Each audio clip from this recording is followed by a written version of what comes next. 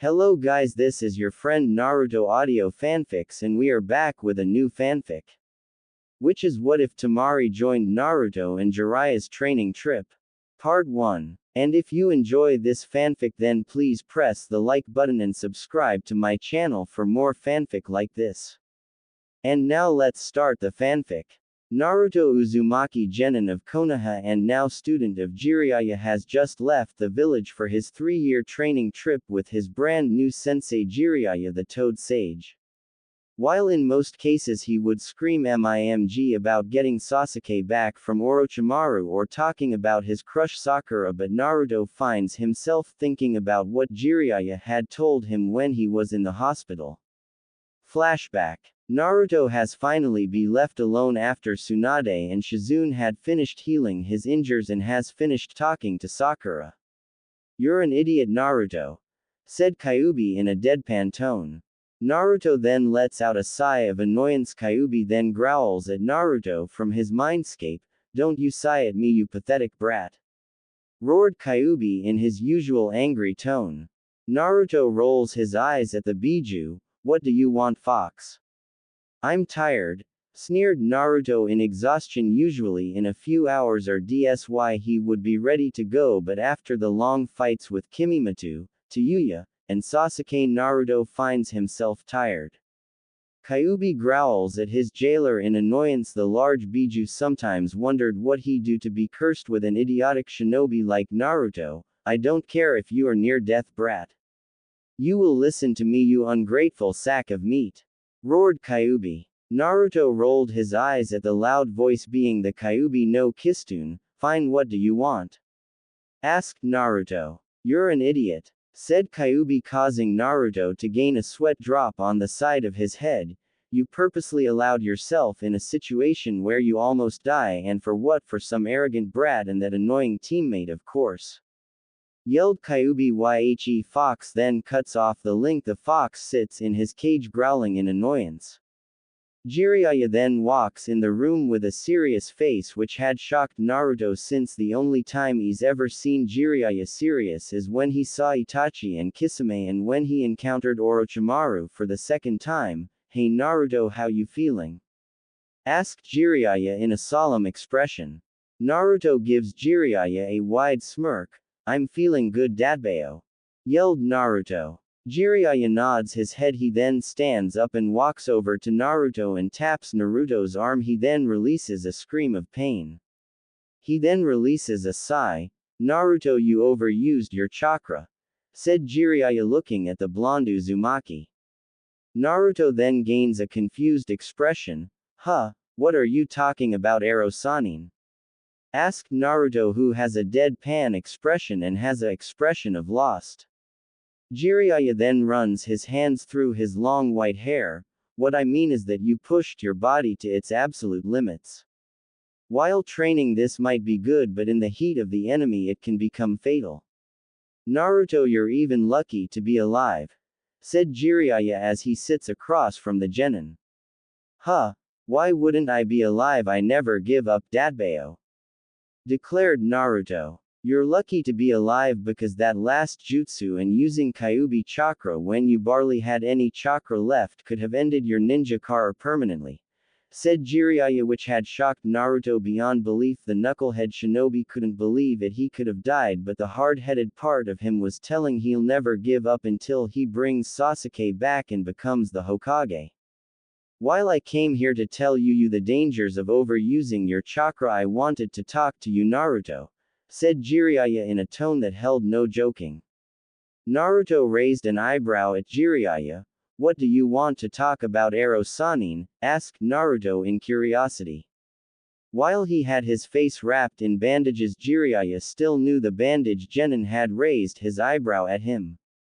"I want to talk about giving up that foolish promise. Now, before you start yelling, hear me out," asked Jiraiya. He watches as Naruto is about to say something but then closes his mouth.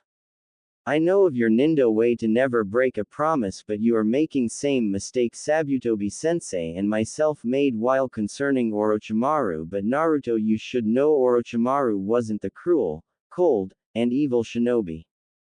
He was once like me and you. He grew up with no family, and back then I could actually call him my best friend, but even he started experimenting on people. I wanted to believe the person I once saw still my friend, but over the years I knew the person I knew was no longer there.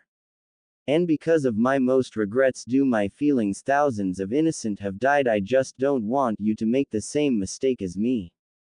And Naruto, we leave in 7 days, so do what you need to do, said Jiraiya. He then walks to the window and exits out the window, leaving Naruto to his thoughts. Naruto just sat in silence, but after 2 minutes he gains a expression that's a cross between conviction and confidence. I don't care what that old pervert says. I'll bring Sasuke Tem back and show him, or my name isn't Naruto Uzumaki Dadbayo, yelled Naruto with his trademark idiotic grin. Flashback over. Naruto glances at his sensei, then glances back at the road. I don't care what arrow Sanin, I will bring Sasuke Tem back.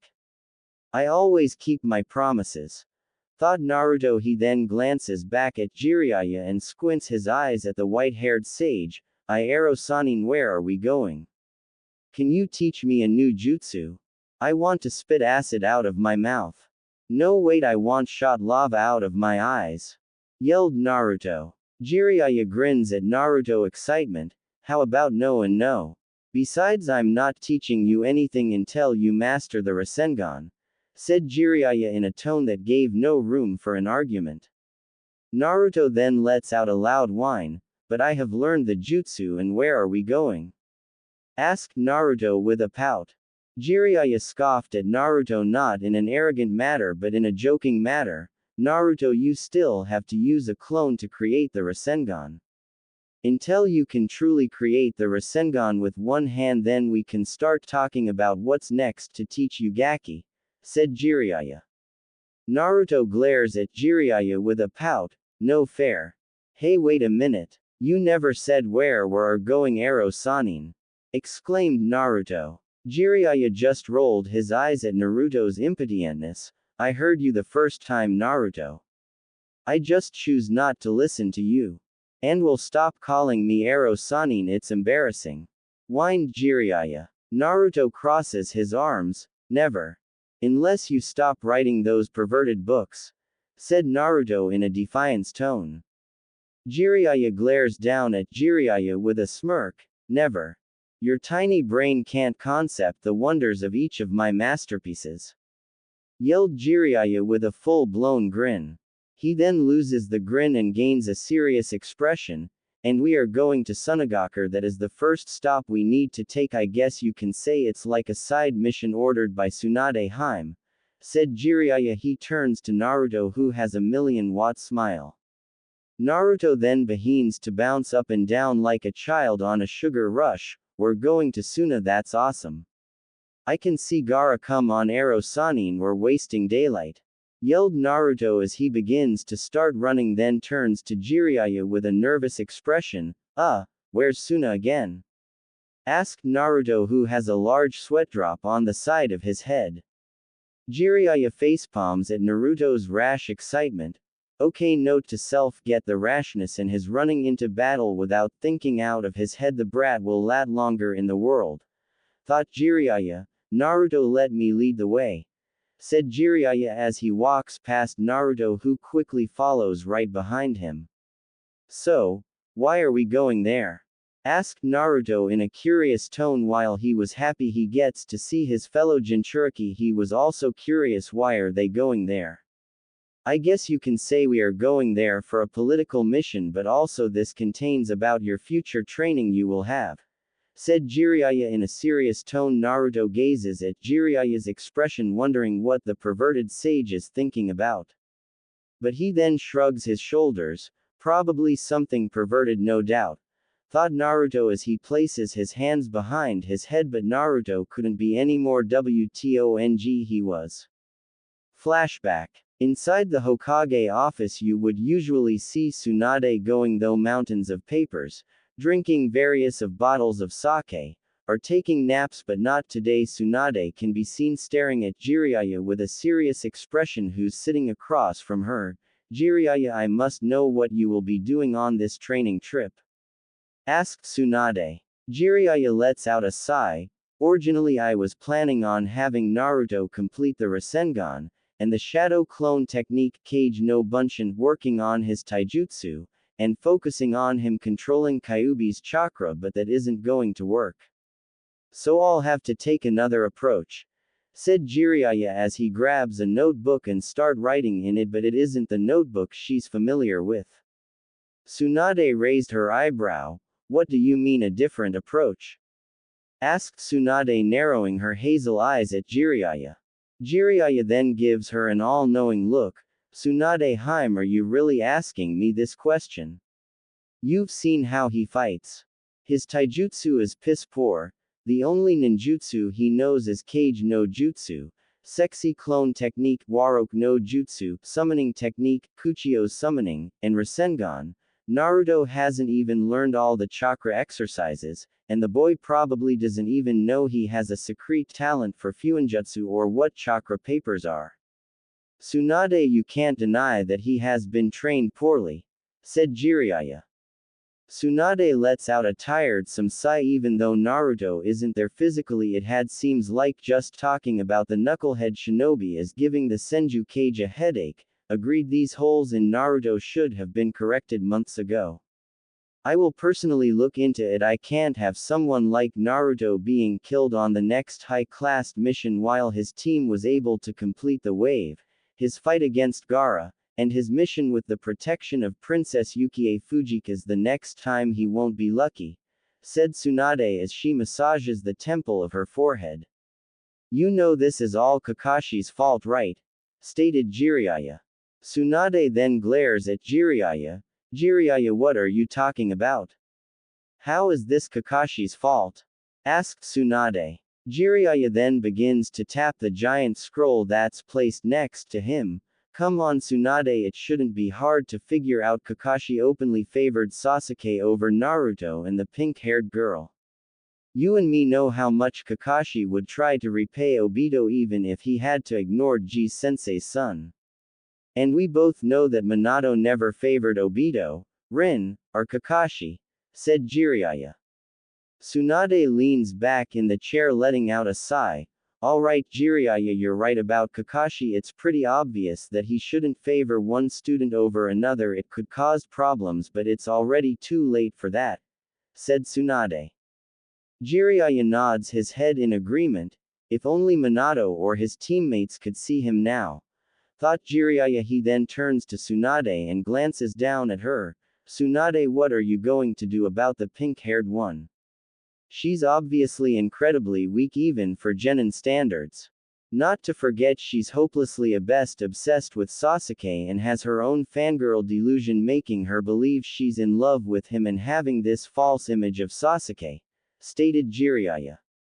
Tsunade then grabs a bottle of sake and starts drinking from the bottle. Honestly, I'm not sure I was originally thinking about, but I don't know. I mean, yeah, she has good chakra control, but her obsession with Sasuke Uchiha of old presents some troubles, said Tsunade. Jiraiya then grins at Tsunade. What the hell are you grinning for, you old pervert? Growled Tsunade. Jiraiya just shrugged his shoulders. Ooh, nothing. Just thought you could have a suggestion I have in mind, said Jiraiya. Tsunade glares at Jiraiya. What kind of suggestion? Asked Tsunade. Naruto just waved her off nonchalantly. Oh, nothing, just wondering, instead of teaching that Sakura girl you train Ino Yamanaka? Asked Jiraiya. Tsunade eyes open with a glare. Would that be smart move? I mean, they are friends, said Tsunade. Jiraiya just waved her off. Tsunade, you and me no friend has nothing to do with it.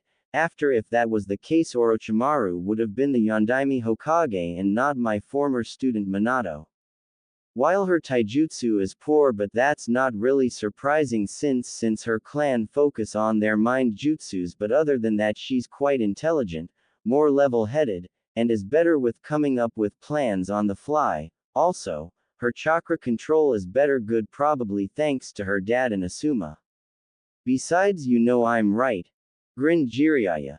Tsunade lets out a groan at the fact that Ino would be a better candidate than Sakura.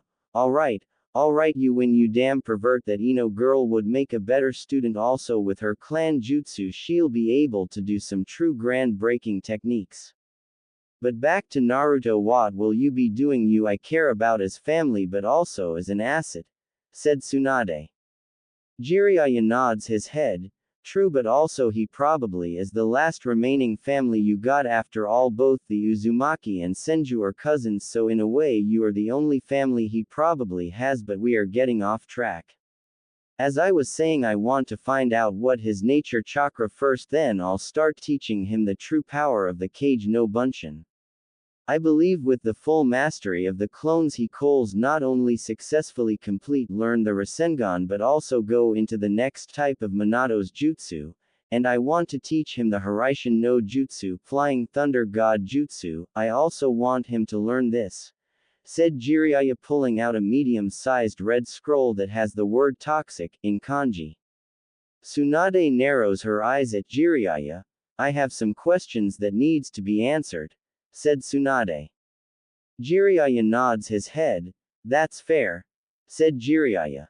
Tsunade nods her head at her fellow sage, alright my first question is what is the next step in the Rasengan, my second question is are you sure that's a smart thing of having Naruto learn the Hiraishin?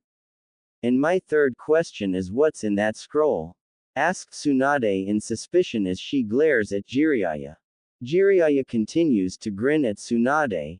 Well Tsunade Heim the next step in the Rasengan is to add your own element into the jutsu but as you know Minato died before he can complete the Rasengan and as for me I haven't been able to complete the jutsu while there was that one I used the Rasengan then fired a fire release jutsu and created fire release. Great flame spiraling sphere Kaden. Goen Rasengan but the way I did was incomplete. But to your second question yes Naruto should learn the Hiraishin, after all it's his birthright if not me then who Kakashi. The man knew the Rasengan but didn't bother teaching it to him or how to truly use the Kage no Bunshin. And for your last question my spy acting got this I don't how but he did, said Jiraiya as he rubs the back of his head. Tsunade then glares daggers at Jiraiya, what's in it? Asked Tsunade. Jiraiya nonchalantly waves his hand at Tsunade, I think it's better if I show you, said Jiraiya he unsealed the scroll another smaller scroll puffs in existence and a kusarigama. Tsunade widens her eyes in shock as she gazes on the kusarigama, I is that? Asked Tsunade pointing at the kusarigama. Jiraiya who now has a solemn expression nods his head, yep the weapon of Hanzo you know it still has his poison on it right, said Jiraiya. But how? Asked Tsunade who's stunned. Jiraiya shrugged his shoulders, like said early I'm not sure how, said Jiraiya. Tsunade then glances at the scroll, and the scroll? Asked Tsunade. Jiraiya lets out a chuckle, believe it or not inside this scroll is Hanzo's taijutsu, ninjutsu, Kyakujutsu, gunpowder techniques, and Kusarigamejutsu, chain sickle technique. No doubt he probably accepted someone to end his life and he took extra steps into maintaining that his teachings don't die out with him, said Jiraiya. Tsunade nods her head in agreement, could you believe it that one day Hanzo will be helping Konoha? Asked Tsunade. Jiraiya grins back at Tsunade, hello no but this will help advance in Naruto's training. But I'll have to excuse myself I need to do some research, smirked Jiraiya in a perverted manner. Tsunade gains a tick mark on the side of her head, before she can strangle or punch the toad sage he quickly shunships out of the room, damn that pervert. Flashback over. Both Naruto and Jiraiya finds themselves at the gates of Sunagakure also known as the village hidden by sand. Jiraiya lets out a groaning sigh, there's no way I'll be able to do any research, groaned Jiraiya with his shoulders slumped. Naruto who's sweating due to his heavy and baggy jumpsuit glares at Jiraiya, research? Who cares about that crap? I'm dying here, yelled Naruto. You fool. You simply don't understand and I have my loyal fans care. And you're hot because of that god-awful jumpsuit and Suna is a desert Yubaka. Yelled Jiraiya slapping Naruto on the back of his head. Naruto lets out a groan, but it's so hoot. Whined Naruto. Jiraiya just waved Naruto off, you'll get used to it. Said Jiraiya as the two shinobi continued to walk to the gate. They two Suna Junin. One of the Junin is dressed in a puppeteer clothing while next to him is Baki, who is a very tall man. He has two distinctive, red markings on the right side of his face, the only visible part of his head, with the rest being covered by his turban-like headgear and by a sheet hanging from it on the left side of his face. He dons the standard attire of a Suna nin, complete with a forehead protector and flak jacket. The two Suna ninjas bow to Naruto and Jiraiya. Jiraiya-sama, we've been waiting for you, said the puppeteer. Baki nods his head. Shirubadasuto, silver dust, is right, the council awaits. Said Baki. He then turns his gaze to Naruto, so he's the one that cured Gaara of his psychotic tendencies. He does look like an idiot, but if it wasn't for him then Gaara wouldn't be a possible future choice for Cage, thought Baki. He then bows to Naruto, shocking that someone is actually bowing to him. Thank you Naruto Uzumaki, if it wasn't for you Gaara would still be insane, said Baki.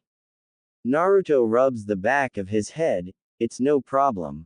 Me and Gaara are alike, said Naruto with a wide grin, shocking the two Suna nin. That's right, Temari did say she felt the same kind of chakra from Naruto when the two were fighting, but Naruto's chakra was moved larger than Gaara's, thought Baki. But where's Gaara? I've been dying to see him, said Naruto, who's literally bouncing off his feet. Baki and Shirubadasuto chuckle at Naruto's excitement. Gaara is actually home. Shirubadasuto will show you the way, said Baki, shocking the puppeteer. Jiraiya chuckles at for the shocked face of the Suna nin. Have fun, said Jiraiya. Baki grabs onto the sage's shoulder and shunshin the sage to the council room. Naruto grins at Shirubadasuto. Come on, let's go already, yelled Naruto. Shirubadasuto gains a sweat drop. Damn my luck, groaned Shirubadasuto. With Jiraiya and Baki. As they entered the council room, each member on the council bows to Jiraiya. Well, if it isn't Jiraiya of the Sannin, said Chio. Jiraiya gains a sweat drop at Chio. Hello, Chio, nice to be here, said Jiraiya. The old sage still knew even though the years have passed, Chio still has a dislike for Konoha, but he could understand that since Konoha has a dislike for Kumo and Iwa. Jiraiya then glances at Ebizo, who had cough in his hand. Now that you are here, we can get on with this meeting, said Ebizo as he stares at the Konoha ninja. Goza nods his head. But before we start this meeting, the council and Suna would like to apologize for our actions towards your village, Jiraiya-sama, said Goza. Jiraiya waves his hand in a nonchalant manner. Don't worry about it, Goza. You were a victim of Orochimaru's schemes. We are slowly regaining our friendship thanks to my new student Naruto Uzumaki.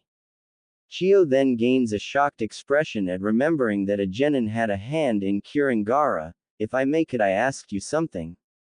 Asked Chio. Jiraiya raised an eyebrow at the elder woman. Sure, what is it? Asked Jiraiya, who's confused. Chio then narrows her eyes at Jiraiya. You say you want to strengthen the friendship of Konoha and Suna. If that's true, then could you fix the seal on Gaara? It would do both villages good if Gaara no longer had to worry about losing control, said Chio. After a minute, Jiraiya thinks it over. He then nods his head in agreement, causing Chio to smile since she's the one who sealed Shukaku into Gaara in the first place. Now it's time to start this meeting, said Yura. Seijo nods his head with his fellow councilman. Agreed. Now Jiraiya-sama, I believe you know why you are here, asked Seijo. Jiraiya nods his head. Of course, this about strengthening our relationship. Tsunade had told me you would be having one of your ninjas to come with me on my 3-year mission, but she didn't really tell me who actually. But why are you doing this?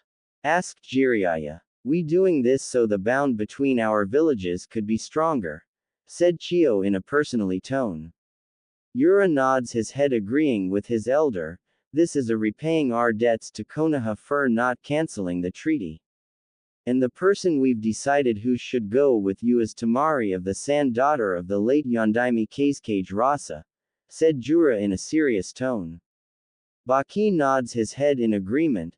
Temari, while young for her age, is quite talented in her own right, said Baki.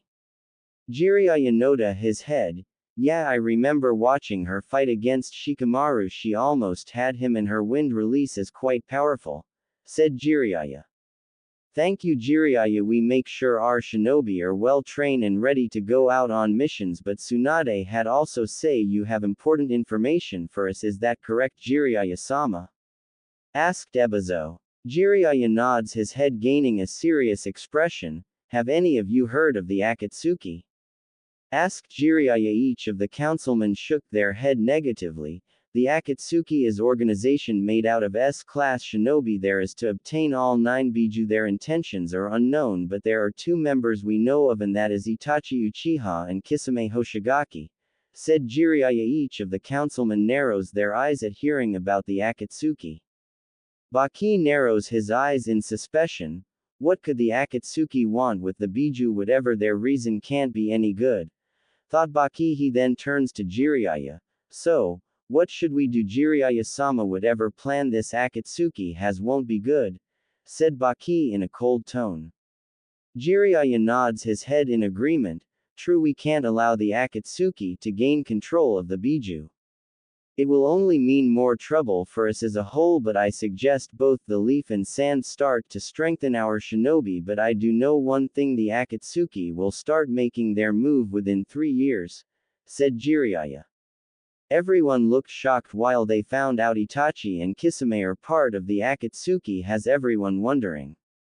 If those 2 monsters are a part of this terrorist group, then who else is? 3 years doesn't sound like a lot, but we have no choice in the matter. We must stop the Akatsuki, yelled Joseki in anger, with everyone agreeing. Ebizo turns to Chio with a curious expression as his sister has serious concentrated look. Chio, what are you thinking about? Asked Ebizo. Chio turns towards Ebizo. I'm thinking if these people are strong as Jiraiya says, it's time for me to do something I never thought I would do until this day, said Chio. With Naruto. Within the backyard of the home of the Kazekage household, laughing could be heard, not laughing of a child but laughing of someone crying from laughing. Within the sandy yard you can see Naruto laughing his off, Gaara with a who has a small smile, Temari who's grinning, and Kankuro who looks like he wants to strangle Naruto. Gaara has fair skin, green eyes, and short red hair. He lacks distinctive pupils or eyebrows. He has tanuki-like black rings around his eyes. As a child, he carved the kanji for love, I on the left side of his forehead, which his hair is parted in order for it to be kept visible. Gaara wears a reddish-brownish one with longer sleeves and an upright collar, and wears mesh armor on his wrists and ankles. Kankuro wears a black, baggy, full-body suit with a red and yellow circle on the front. He also wears a black hood which covered his head completely, and had cat-like ears and his forehead protector on his forehead. Kankuro at first sported a triangular face paint design, but changed to a different cross-like design.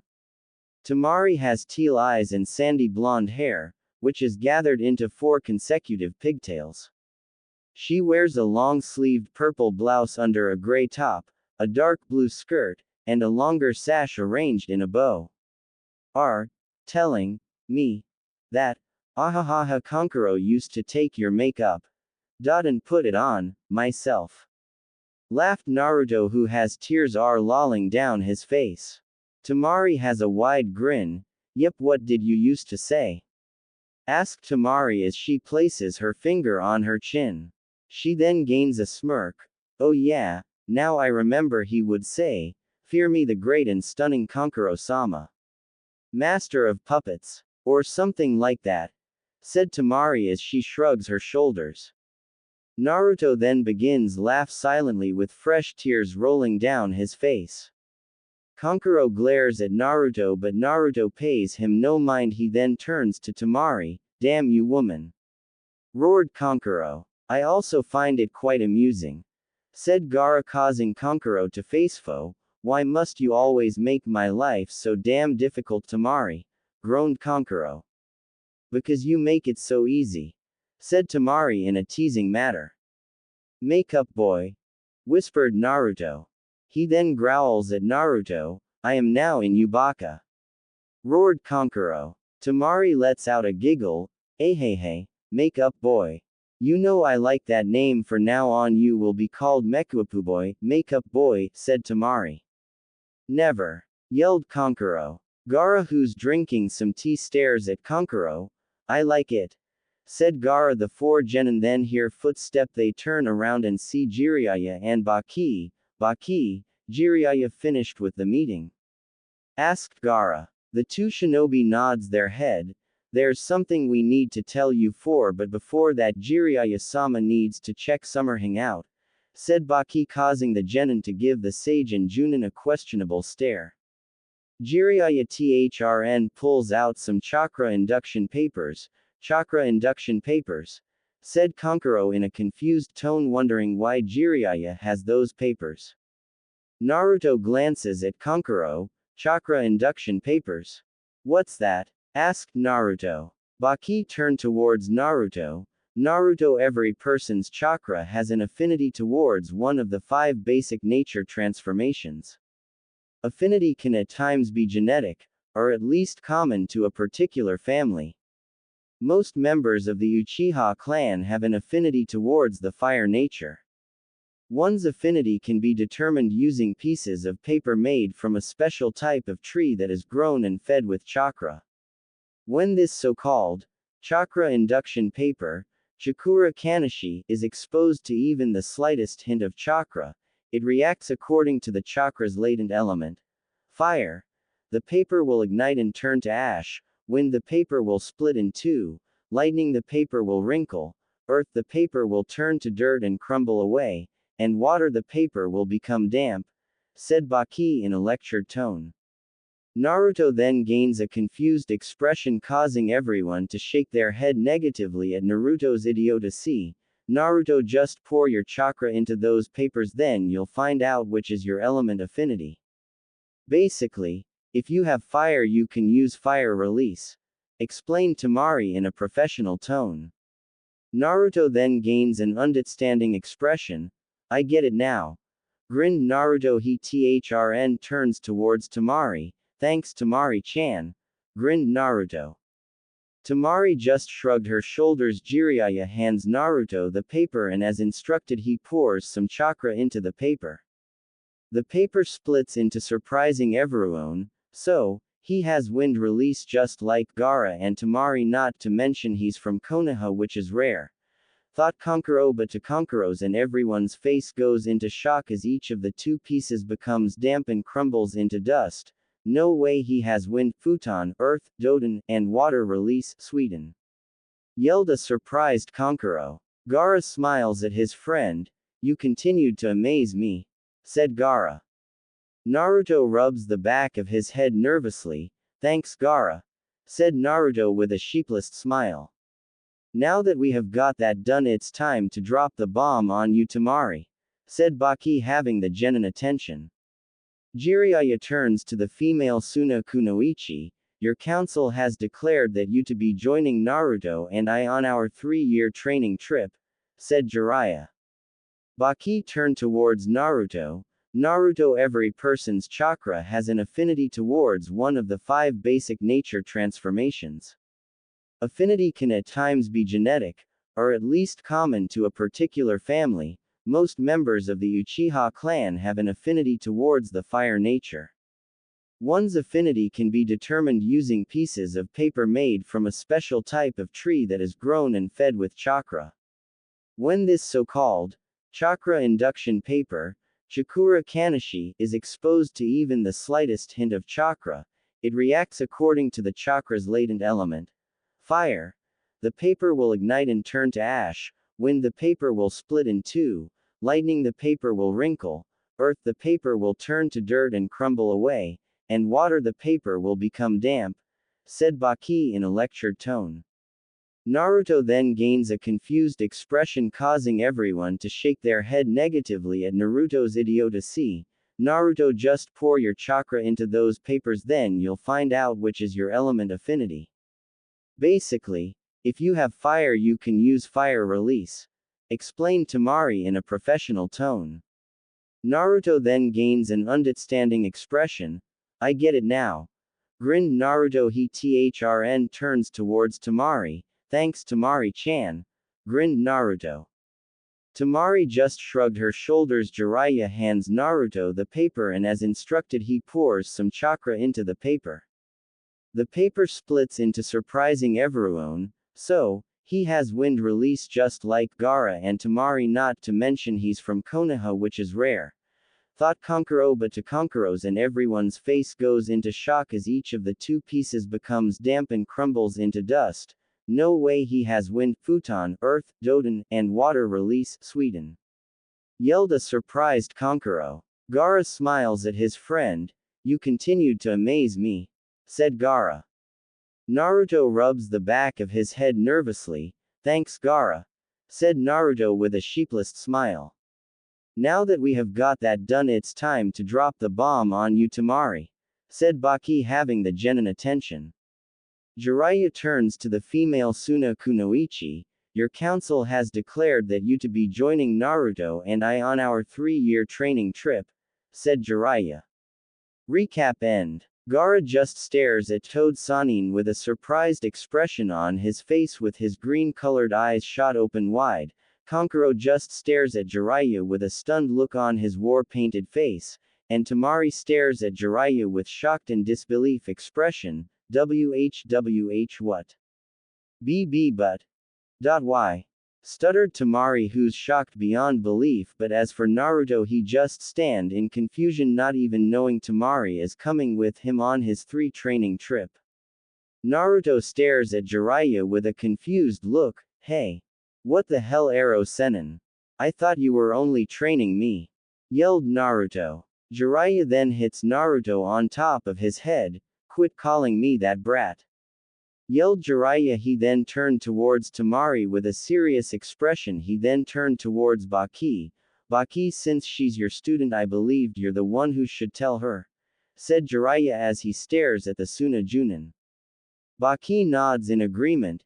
Yes, of course, Jiraiya-sama.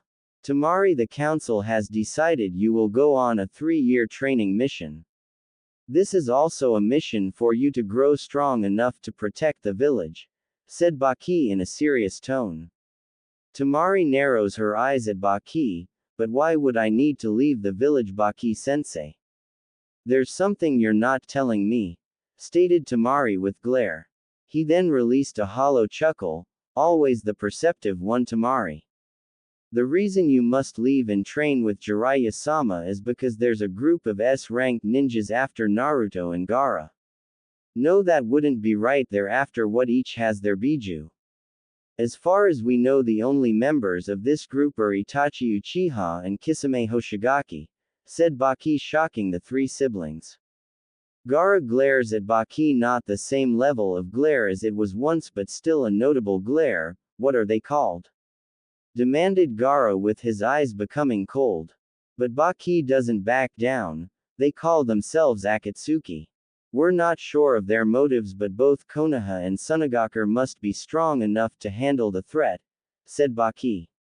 Chio then walks up to Temari with a serious expression and shook her head negatively. No, if what Jiraiya-sama said is true, then each village will have be strong. If not, then who knows what they might be, especially with monsters such as Itachi and Kisame. But just you joining Uzumaki here on a training trip with Jiraiya. I will be taking a student, something I thought I would never actual do, said Chio. Really, Lady Chio, who are you planning to take as your student? Asked a shocked Temari. But instead of answering her, she just points her finger at Kankuro. Congratulations Kankuro, you will now be my student, said a smiling Chio. Kankuro points at himself and she nods her head. Me, but why me? I'm not ungrateful, Lady Chio, but why me of all people? Asked a bewildered Kankuro with his brown eyes widening with utter shock. Chio smiles warmly at him. It's quite simple, Kankuro. You are one of the most killed puppeteers in the village, and it's about time that I accept my mistakes and move on. With only moving on can we truthfully move on, said Chio. Kankuro then bows towards Chio. I'm grateful that you'll be taking as your student Chio-sensei, said a respectful Kankuro. He then turned his attention towards Baki. When will Temari be leaving? Asked Kankuro. Baki then turned towards Jiraiya, who gained a sweat drop on the side of his head at having the attention on him. Well, honestly, I wasn't planning on coming here, but I've had to change my original plan, but the sooner the better. We must be on constant move. We can't allow the Akatsuki to know Naruto's whereabouts, said Jiraiya. He then turned towards Gaara. But before I do leave, I must finish the request, said Jiraiya. Gaara raised an eyebrow. What is this request you speaks of, Jiraiya? Asked Gaara. Jiraiya grins at Gaara. To fix your seal, of course. Hey Lady Chio, do you have anywhere I can take Gaara to fix his seal? Asked Jiraiya. Chio nods her head. Yeah, there is actually. I'll take you, said Chio. Jiraiya nods his head. He then turned towards the four genin. Naruto, you're coming with me. I plan to teach you Fuinjutsu and you should watch me. Temari, use this time to pack what you need, ordered Jiraiya. He then walls with Chio, with Naruto running up with Gaara, hoping to talk to his fellow Jinchuriki. Before they knew it, they were in an underground location below the hospital. Naruto then turned towards Gaara. Hey, Gaara, do you think Temari is okay? I mean, she is being ordered to leave her village. I would be pretty down if you ask me. Asked Naruto. Even though he wasn't that bright, he understood the serious tension. After all, when Kakashi had brought him back to the village, he had to leave Konohagakure, not really being able to say his good. Gaara crossed his arms and just stares at the buildings around. Gaara had summarized this level was ancient and could be where people have gone to be sealed by Shukaku. I believed she will get over it. Temari is not someone who has a weak. She understands this must be done to protect her village, but she is saddened by the fact she must for 3 years, said Gaara. He then turned towards Naruto, who has his hands behind his neck. Naruto Uzumaki, can I ask you something? Asked Gaara. Naruto's puzzled face turned to his notorious fox-like smile with wide grin. Sure, Gaara, we're friends, exclaimed Naruto with a wide grin. Gaara smiles at Naruto. That's good to hear. I want you watch out for her. I know this might seem strange since Temari is strong in her right, but with my eyes open I feel horrible how I acted towards her and Kankuro, said Gaara. Naruto just grins at him with a thumbs up. You don't have to worry about anything, Gaara. Naruto Uzumaki is on the job, Dadbeo, exclaimed Naruto. Chio smiles at the two Jinchuriki while Jiraiya smirks at the fact these two were once enemies and now appears to be best friends. Gaara smiles at Naruto. Thank you, Naruto Uzumaki, you are a true friend, said the youngest son of Rasa. He then turned towards Jiraiya. How will you fix the seal? Asked Gaara. I will place a 8 trigrams sealing style, Hake no Fuin Shiki, on you. This was the same seal the Yondaime used to seal Kyuubi inside of Naruto. Now Gaara, remove your shirt, ordered Jiraiya. Gaara nods his head and removes all of his clothing. Jiraiya then placed his hand on Gaara's stomach. Both Naruto and Chio are treated to see the sealing formula moved from the Sanin's arm to Gaara's stomach. Gaara then falls back on the ground. Naruto quickly rushes to help his friend up. Gaara, are you okay? Asked Naruto. Gaara nods his head with a smile. I feel better than I've ever felt, stated Gaara. He then turned towards Jiraiya and bows to him. Thank you, Jiraiya-sama, said Gaara. Jiraiya waves him off. It's no problem. Forcing you to live with flawed seal is just cruel. Besides, now you can get some sleep without worrying about Shukaku taking control over you, grinned Jiraiya. He then turned towards Chio. Yes, what is it? Asked Jiraiya. Does that boy know of his heritage? I noticed that seal from anywhere even though I'm just a novice at Fuinjutsu. That was an Uzumaki seal.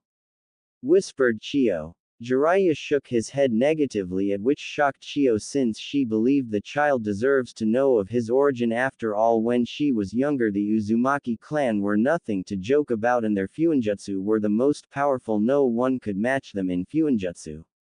But those red-haired clan were just all around powerful. No one would dare fight a group of them. Especially Ashina and Mito Uzumaki, those two were a powerhouse in their own right. After all, Mito is the one who taught her granddaughter about medical ninjutsu. I know he has every right, but the problem was I couldn't tell him in the village, mostly because of Danzo, whispered Jiraiya. Lady Chio narrowed her at Jiraiya. He was one of Sandame Hokage's teammate. Whispered Chio. She remembered the man clearly. He was not one who represented what Konohagakure or their will of fire was supposed to be. He's not to be trusted. I'm sure you know this, but from my spy network I found multiple files of every dirty work he's done, like having one of his root ninja attempt to assassinate Sabutobi sensei. I'm not sure why Sabutobi sensei hasn't done anything, but Tsunade Hime plans to fix that. Whispered Jiraiya in a low tone. He never really understood why his sensei allowed Danzo, but luckily both him and Tsunade won't make the same mistake their sensei has. He already plans to make sure Naruto won't make the same mistake as him. Jiraiya knew his teammate Sasuke Uchiha was just like Orochimaru. They both hunger for power. Those two would do anything to achieve powerful, and he knew Orochimaru would sacrifice as many lives as needed to achieve whatever dark cruel experiment. While he didn't know Sasuke, he knew his type. The Uchiha is the power-hungry type. He would do anything to achieve power. The Whitenet knew even he is somehow to kill Itachi, he wouldn't go back to the village. No, he'll just direct his hatred somewhere else. Sasuke wasn't the type to let go of his hatred. Chio smiles at Jiraiya with a sly smile. It seems like both our villages struggle with their own problems. But your student is amazing, you know, to be able to save Gaara from his own darkness and was able to save his own village from Gaara's rampage. I have to say that's quite impressive, said Chio. Jiraiya smirks at Naruto and Gaara. Yeah, I do. He's not like any genin, he has untapped potential just waiting to be unlocked, said Jiraiya. Naruto, come on. Hey, have a big schedule and I'll teach you something, said Jiraiya with a smirk. Naruto doesn't even say anything, rush towards. He then began to bounce up and down in excitement. Really? What you going to teach me? Am I going to learn how to shot fire out of my eyes or shot knives out of my hands? Yelled Naruto with excitement. Jiraiya just rolls his eyes at Naruto while Chio snickers at his enthusiasm. Just come on, brat, we have much to do, said Jiraiya. Both Chio and Gaara follows the Konoha duo. When they return to the gates of Suna, they are greeted to see the councilman, Kankuro, a fellow Kunoichi Maki, and Temari, who has her iron fan Tessin with her and a bag on her back. Jiraiya smiles at her. Ready to go? Jiraiya. Temari just shrugged her shoulders. Ready as I ever be, Jiraiya-sama, said Temari. He just nods his head. Right then, let's go. There's a lot we have to do, said Jiraiya. Both blondes their heads. Time skip. Location: Land of Rivers, Gunraku Forest. The Land of Rivers, Kawa no Kuni, is a small country that is situated between the borders of the Land of Wind and the Land of Fire. The small country has a calm-like weather.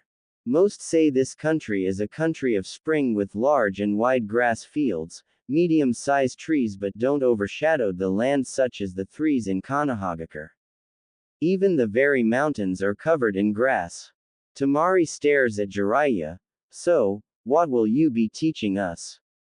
There must be a reason why you've taken us all the way out here. Even the village Tanagakure, village hidden in the valleys, as a small village that isn't well known, asked Temari with a look of suspension. Jiraiya chuckles. You're quite perspective, but you're not wrong. I've chosen Land of Rivers because it's not very well known, but people mostly come here for a relaxing vacation of nothingness and to have a new start. Thus place is mostly very quiet. Plus with its open wide field would be a good training area, but this also takes us en route to Land of Metal, Kin no Kuni. It's also where one of my colleges lives, said Jiraiya. Naruto scratches the side of his head in confusion. Land of Metal, replied Naruto. What's that? Questioned Temari. The Land of Metal, it is a country south from here. The landscape of the land is that of a rocky, high desert, with most of the environment being composed of dry soil and with the rare appearance of wildlife, such as trees or even large-scale animals.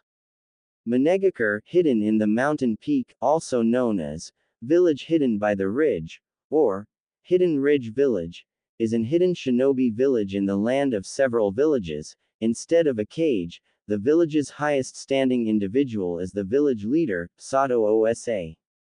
But you shouldn't worry about it, we won't go there until 1 month later, said Jiraiya. Temari narrows her green-colored eyes at her new sensei. Wait, are you saying we are staying here for a month? Asked Temari. Jiraiya grins at her. Yep, but I also need to know what you can do, Temari. I've seen your fight with the Nara kid during the Chunin, but I obviously know you are very intelligent, even able making Shikaku's kid trouble, and he's a born genius. I know you're skilled in wind release, photon, and you seem like you are even able to easily deduce an opponent's strategies and weaknesses soon after a battle begins. But I also see some missing holes, said Jiraiya in a teaching tone. Missing holes? There is no missing holes. I was able to easily kill a elite sound ninja, said Temari in an imprudent tone. That may be true, but you rely on your fan too much. What if someone was able to separate it from you or destroy it? Have you actually used your element without your fan, or how about your taijutsu, and I mean without your fan? Said Jiraiya. While you're a skilled kunoichi, you must not look over these holes or it will cost you your life. But luckily various wind, earth, and water release scrolls on me. But first there's something that must be done, said Jiraiya. Temari can't help but to look down in shame since no one has actually reprimanded her, everyone had always praised her skills. Naruto then scoffed at Jiraiya, causing both Temari and Naruto to turn towards him. What's that? You gonna peep on her, you perv? Insulted Naruto. Jiraiya glares at Naruto. You fool. Your tiny brain just doesn't understand true work of literature. And I've told you I'm a super pervert, yelled Jiraiya, but the perverted Sannin forget he was in the presence of a female. He turned towards her and was smacked against the head by her steel fan. Try anything, I'll do worse, threatened Temari with her fan ready. Jiraiya quickly recovers and raises up from the ground. Ah ha ha. Silly girl, I have no interest in children, said Jiraiya. He then glares at Naruto. I told you it's research, brat. You are just too young, exclaimed a grinning Jiraiya. His foolish persona then crumbles and becomes one of seriousness. But no, Naruto, I'm not talking about my books, what I'm talking about is the true purpose of the clones, said Jiraiya. What do you mean, Arrow Sennin? Asked Naruto. Do either of you know who actually created the shadow clone technique, Kage no Bunshin? Asked Jiraiya. He watches as both genin shook their heads negatively. The jutsu was created by Tobirama Senju, the Nadaime Hokage. He created this jutsu to the perfect spying and information gathering jutsu. While the jutsu creates a clone, it also has a second fictional that allows the clone to gain knowledge once it dispels, said Jiraiya. Temari looks shocked while Naruto just looked completely lost beyond belief. Huh, replied Naruto in a dumb-like way. Jiraiya groaned at this moment. He knew the teachers didn't really teach him, but the Sannin just knew getting the boy's intelligence where it's supposed to be anything but easy. Temari then turned towards Jiraiya. So you're saying if Naruto sent a clone into the city and it puffed away, he will gain the memory of the clone? Asked Temari. Jiraiya nods his head. Naruto then gains an expression of realization. Ooh, I get it now. exclaimed Naruto. Jiraiya turned to Naruto so fast he nearly gave himself whiplash. Whaat.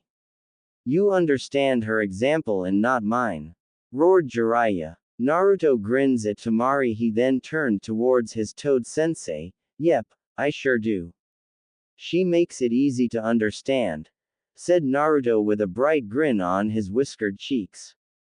Jiraiya smirked at this. Okay, maybe this could work in my favor, thought Jiraiya. He turned towards Jiraiya with a wide grin. If you understand, then you can finish learning the Rasengan, Naruto, roared Jiraiya. The blonde Konoha shinobi stares at Jiraiya with a wide expression. What? But I already know the Rasengan, exclaimed Naruto with disbelief. Jiraiya then runs his hand through his long white mane hair. Naruto, you have to use a clone to use a clone to create a clone, then you haven't truly learned the clone. Naruto, what if you go up against someone who's faster than you or someone who uses a long distance jutsu? What are you going to do? Asked Jiraiya. Naruto then looks down. The Rasengan is powerful jutsu created by the Yondaime Hokage. You do wish to surpass him, don't you? Questioned Jiraiya. Naruto gains a million-watt smile. Hell yeah, roared Naruto. Then create 100 clones and split them into a team of 10 and send every clone apart from each other. I also want you to dispel each clone every 10 minutes. After you're able to completely learn the Rasengan, we'll start working on your taijutsu, said Jiraiya. Wait, what are you going to doing? Questioned Naruto with a questionable glare. He bet the Sannin was just going to run off and peep on some woman. Jiraiya rolled his eyes at the male blonde, knowing what his male student was thinking. I'm going to he working with Temari's wind nature now. Before you start yelling about me ditching you or something, I'm going to send 5 clones to oversee your progress, said Jiraiya. Naruto slowly nods his head. And how long will I be doing this? Asked Naruto. You will be training to complete the Rasengan to morning to dawn. You're going to be here for a while, and like you said, there are no shortcuts becoming the Hokage, said Jiraiya, making Naruto blush in embarrassment. Temari shot Naruto a deadpan expression. Wait a minute, was Naruto really thinking of having a clone help him? Thought Temari. Jiraiya then creates a number of 5 clones in total. Each of them then split up in different teams. Jiraiya and Temari don't stop walking until they arrive in a grassy field that's not surrounded by tree. Jiraiya then surveys his surroundings with a look of thinking. This'll work, especially with the trees out the way. Alright Temari, I'm positive you've learned the wind nature exercise, correct? Asked Jiraiya. Temari, who's leaning against her fan, nods her head. Yeah, it was taught to me at a young age, but we had own wind nature exercise. I'm not sure how Konoha does it since there are very few wind users in your village, said Temari. He nods his head in agreement. That's right, now the only wind users in the village right now is Asuma Sabutobi and the retired shinobi Danzo. There's 2 phases Konoha ninjas use. The first is to cut a leaf in half with their chakra, and second phase is to wind to halt the flow of a waterfall, said Jiraiya. That sounds pretty hard. For Mount Village we had use our wind chakra to cut through a rock, and then we have to use cut through a strong dust storm, said Temari in flat tone. Well damn, but now let's teach some wind jutsu. I'll be teaching the most well-known jutsu, wind release. Great breakthrough, futon, datapa. You must channel a stream of wind chakra expelled from your mouth. The hand signs of this technique are tiger, ox, dog, rabbit, and snake, ordered Jiraiya. He then shows her the required hand signs. Ready? Asked Jiraiya. Temari gives Jiraiya a nod with a smirk. Yeah, I'm ready, said Temari. She then goes through the proper hand signs and channels the wind element through her mouth. Wind release. Great breakthrough, futon, datapa. Yelled Temari, but instead of a gust of wind expelling from her mouth, she's flown back by the input of the jutsu. She then groans in pain. Damn, that hurt, groaned Temari. Jiraiya kneels down in front of her with a snarky smirk. Well, I knew you wouldn't be able to get it down at first, snickered Jiraiya. The female kunoichi glares at Jiraiya's smirking face. If you were able to get it down would be astonishing, but with you neglecting the wind nature I accepted that to actually happen, said Jiraiya. So, what did I do wrong? Asked Temari. Well, channeled way too much chakra through lungs, which is fly you flown. But it seems like we'll be going through the basics, said Jiraiya. Temari then gained a curious look. Jiraiya-sama, have to ask, what exactly are we going to be doing here? I mean, I doubt we're going to be staying here just for me to fix with Wind's nature and Naruto completing the Rasengan. We're here for something else, aren't we? Questioned Temari with a serious expression. Jiraiya then gains a serious expression. Yes, there is. One of my spies informed me the mining town is being used as a hideout for Orochimaru. He even informed me he saw Kabuto, one of Orochimaru's servants and a member of Root. Rooter disbanded a motionless group who serve and only serve Danzo, who's a traitor. The only reason why he has lived so long is because my sensei allowed it. But my spy had informed me in the lower levels there have been dead bodies coming into the village. These are the diseased bodies of the Uchiha, Senju, Kurama, Hyuga, Kagaya, and Yuki clan. And they even have a level even farther down, but he doesn't know what's in there, said Jiraiya with serious lecture tone. Temari stares at Jiraiya with shock and horror. She couldn't believe someone would mess with dead just to create a new breed of shinobi, but then she was forced to remember that Orochimaru is the same person who killed her father and manipulate her village, but this was horrible. So, that's why we are truly here to stop whatever experiments that's going down below, stated Temari.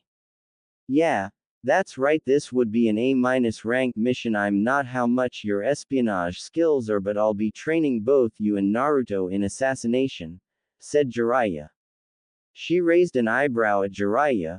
Are you sure you're going to be able to train both? Of level of skill aren't exactly on the same level, asked Temari. Jiraiya just waved her off. I know that. Have you forgotten I've trained the Yondaime? Besides, I've had 4 students in total. Besides training you, 2 beats will be no problem, laughed Jiraiya, ignoring the annoyed Sunagaku Kunoichi.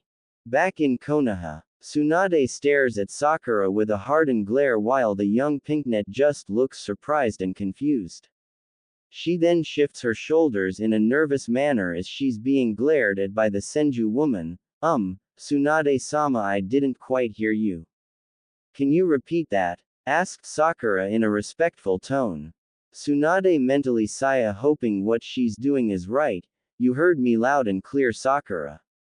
I said I won't train you, said Tsunade. She honestly hoped what she's doing is right. She knew what she's about to do is harsh, but she's the Hokage. But why I have to rescue Sasuke-kun? Yelled Sakura in a heartbroken tone. She didn't understand. She was sure Tsunade would teach her. And that is why. You are only focused on Sasuke. You have no true drive or goal other than Sasuke. Sakura, what if Sasuke returned but he didn't accept your feelings? I'm sorry, but I will not train a fangirl. Not only that, but you've never trained. Besides, even if you, Naruto, and Kakashi went after him, will you be able to fight him, kill him if you have to? What would you do if he comes after you intent to end your life? Said Tsunade. Sakura with tears in her eyes glares at the busy medic. You're lying. Sasuke wouldn't hurt me. He wouldn't hurt any of us, roared a crying Sakura. Tsunade massages the temple of her forehead. She then glares daggers at Sakura. Is that what you believe? Asked a stoic Tsunade. Sakura nods. Then you're not fit to be a kunoichi of Konohagakure. Not only have ignored that Naruto nearly died because of Sasuke, but your fellow comrades nearly died trying to bring him back. But also Sasuke went to Orochimaru not because he was being influenced or forced. He went to Orochimaru of choice.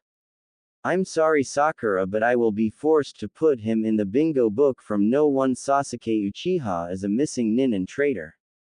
Sakura Haruno, I cannot have a ninja who is not committed to protecting the village. Give me your headband. Ordered Tsunade, then watches as Sakura storms out crying. Tsunade released a sigh. Shizune, come in. Ordered Tsunade. Shizune is a fair-skinned woman of average height and slender build with onyx eyes and jet black hair. Her hair is straight and shoulder length with bangs that cover her ears and frame her face. Normally, Shizune is seen in a long bluish-black kimono with white trimmings, held closed by a white obi, and open-toed sandals with low heels. Shizune enters the with a bow. What do you need, Tsunade-sama? Asked Shizune in a respectful tone. She watches as Tsunade rises from her seat. Shizune, please cancel Sakura's ninja license, there's somewhere I must be, said Tsunade. She nods her head. She then turned towards Tsunade with uneasy and concerned expression. Tsunade-sama, do you think you've made the right choice? I mean canceling her license? Asked Shizune. She released a sigh of tiredness. I believe so, but this is right for the village. I cannot have a weak ninja in my village. You've went through her file, correct? Questioned Tsunade. Shizune then nods her head. Then you know her only reasoning was to gain Sasuke's attention. Besides, you know how many fan girls became kunoichi, right? Asked Tsunade. Shizune then gains a grim look. You're doing this to protect, aren't you? Asked Shizune. Tsunade nods her head and leaves the office, making her way to the Yamanaka household. She knocks on the door and gets greeted to Ino's mother. Harume has light brown eyes without pupils and brown hair which is tied into a bun with a red ribbon in it. Strands frame both sides of her face, hanging over her ears from behind them. She is fair-skinned, and slight wrinkles are visible near her mouth. Her attire consists of a dark teal elegant dress, which sports an aquamarine-colored gem below the collar. Harume smiles at Tsunade. Hokage-sama, what can I do for you? Asked the brunette with a surprised expression on her face. Tsunade smiles warmly at Harume. Is your daughter and husband here? Asked Tsunade with a warm aura around her. Yes, there are, said Harume. The two enter her home and go in the backyard. Seeing Inoichi and Ino training, Inoichi-kun, Ino-chan, Tsunade-sama is right. Both turn towards Tsunade. Both of the blonde's eyes are wide open. Tsunade-sama, what are you doing here? Exclaimed a shocked Ino, who's staring at Tsunade with utter disbelief. Shizune enters the with a bow. What do you need, Tsunade-sama? Asked Shizune in a respectful tone. She watches as Tsunade rises from her seat. Shizune, please cancel Sakura's ninja license, there's somewhere I must be, said Tsunade. She nods her head. She then turned towards Tsunade with uneasy and concerned expression. Tsunade-sama, do you think you've made the right choice? I mean canceling her license? Asked Shizune. She released a sigh of tiredness. I believe so, but this is right for the village. I cannot have a weak ninja in my village.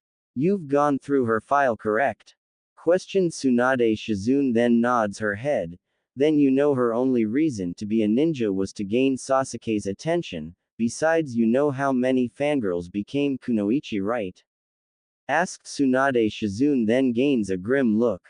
You're doing this to protect her, aren't you? Asked Shizune. Tsunade nods her head and leaves the office, making her way to the Yamanaka household. She knocks on the door and gets greeted to Ino's mother. Harume has light brown eyes without pupils and brown hair which is tied into a bun with a red ribbon in it. Strands frame both sides of her face, hanging over her ears from behind them. She is fair-skinned, and slight wrinkles are visible near her mouth. Her attire consists of a dark teal elegant dress, which sports an aquamarine-colored gem below the collar. Harume smiles at Tsunade. Hokage-sama, what can I do for you? Asked the brunette with a surprised expression on her face. Tsunade smiles warmly at Harume. Is your daughter and husband here? Asked Tsunade with a warm aura around her. Yes, there are, said Harume. The two enter her home and go in the backyard. Seeing Inoichi and Ino training, Inoichi-kun, Ino-chan, Tsunade-sama is here, said Harume. Both turned towards Tsunade. Both of the blonde's eyes are wide open. Tsunade-sama, what are you doing here? Exclaimed a shocked Ino, who's staring at Tsunade with utter disbelief. Recap end. Inoichi quickly bows to the Sannin. He then gives his daughter a hard look. She in return bows her head and hoping to hide her embarrassment. Welcome Tsunade-sama, what can we do for you? Asked Inoichi. He figured Tsunade didn't come here for a visit or check on them. If he had to guess, it was important. Well, I came to see you, Ino, said Tsunade. Both father and daughter stares at the medic Hokage with a shocked expression.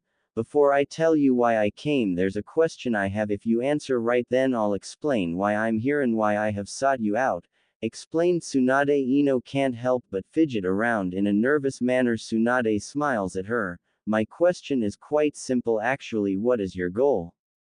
Asked Tsunade. Ino stares at Tsunade with a confused look. My goal? Asked Ino. Tsunade nods her head. It sounds like something Asuma asked when we first met him back then. My dream was to make Sasuke mine, but he left the village to join Orochimaru. Thought Ino. She then remembers her friends had nearly died when they were sent to rescue. Both Neji and Choji were on death's door. Kiba and Shikamaru would have been dead if it wasn't for Temari and Kankuro. They would die. She can still remember seeing Choji's shriveled body. It was a sight that will never leave her.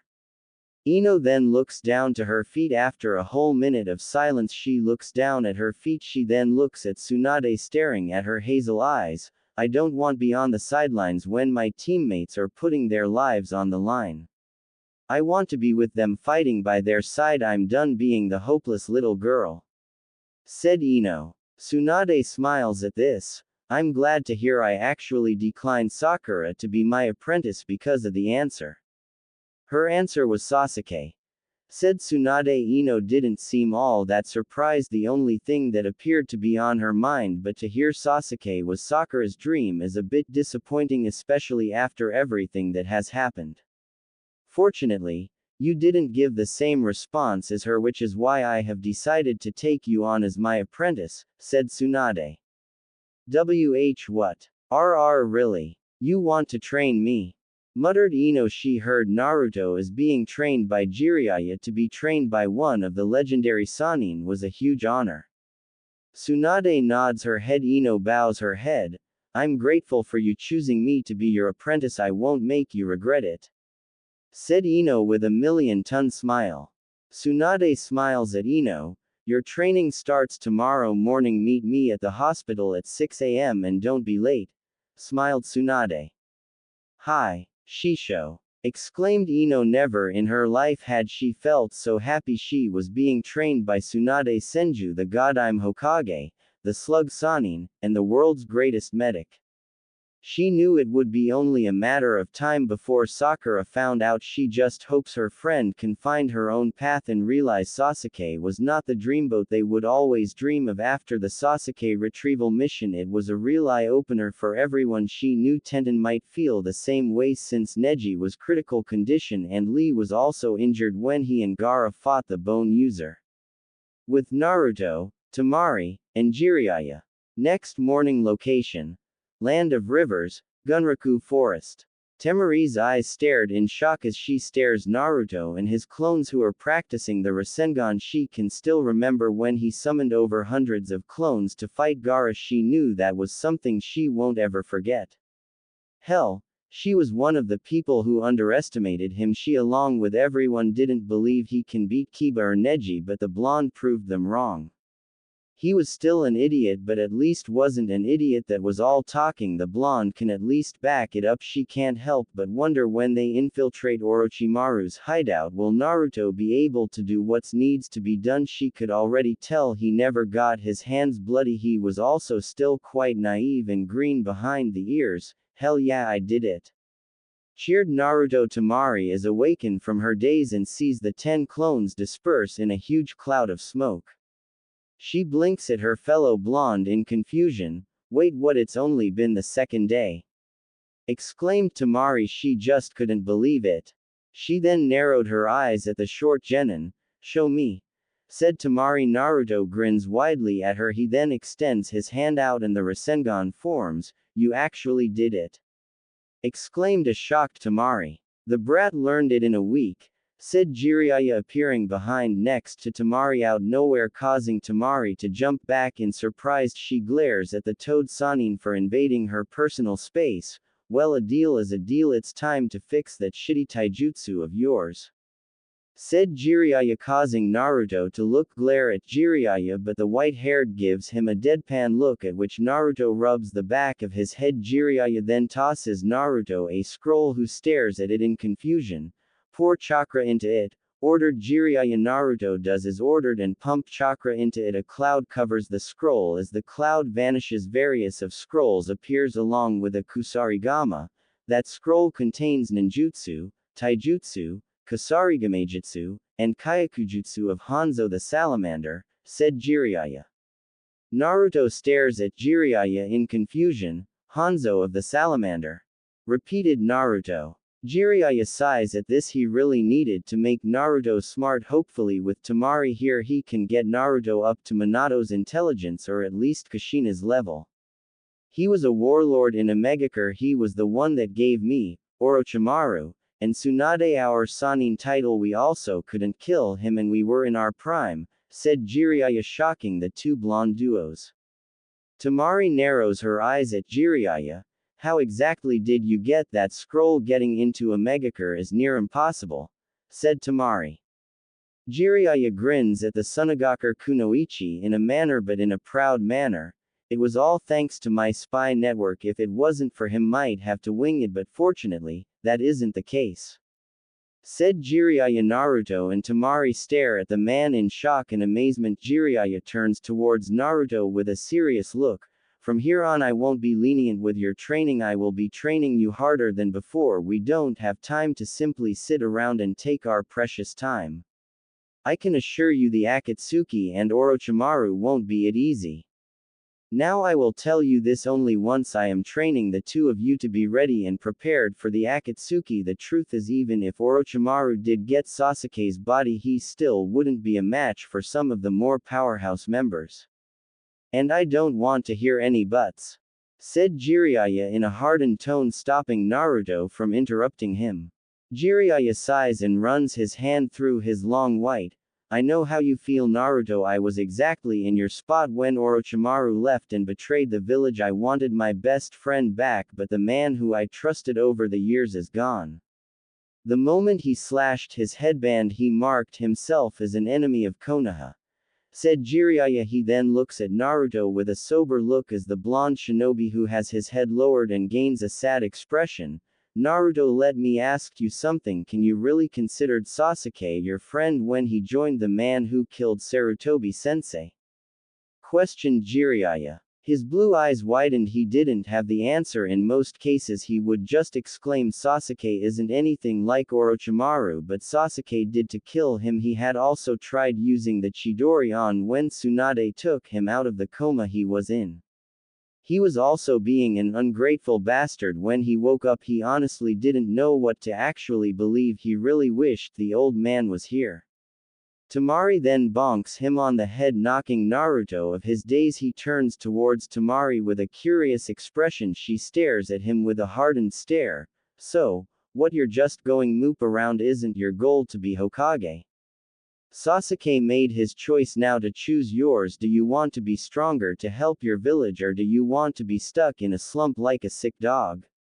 Naruto, you are being trained by one of the Sannin. That's the biggest honor. People would kill for that opportunity, said Temari. Seeing the young boy acting like someone had just killed his puppy was quite annoying.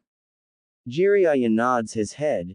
She's right, Naruto. Being trained by of the Sannin is as much of an honor as being trained by the Hokage. But Naruto, do you forever want to be known as a knucklehead ninja, or do you want to be known as a powerful cage-level shinobi? Questioned Jiraiya. If I'm able to open his eyes and ditch that childish personal of his, then he could even surpass myself. I wouldn't doubt it if he even surpassed you, Minato. Thought the Sannin. He had faith Naruto was the one the old sage spoke about, and if he anything like her, then he has a natural born talent for fuinjutsu, thought Jiraiya. Does he want to be known as a knucklehead for the rest of his ninja career? He knew his answer. If he wanted to be a great Hokage, he'll need a name to match his strength. Naruto grins at Jiraiya with a wide grin, and his cerulean-colored eyes shined with a brand new sense of determination and conviction. Naruto then punches his palm. Well, what are we waiting for, pervy sage?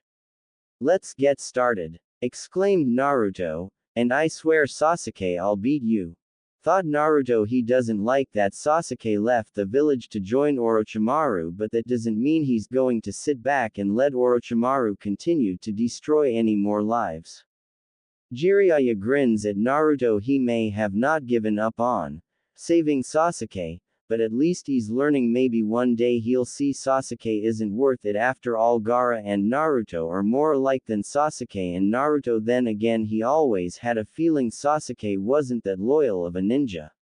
Temari's eyes widened. That on his reminded her when he and Gaara fought. It was the same expression he had when he saved her from her brother. Her eyes then widened as she notices her cheeks turning a cherry red. Wait.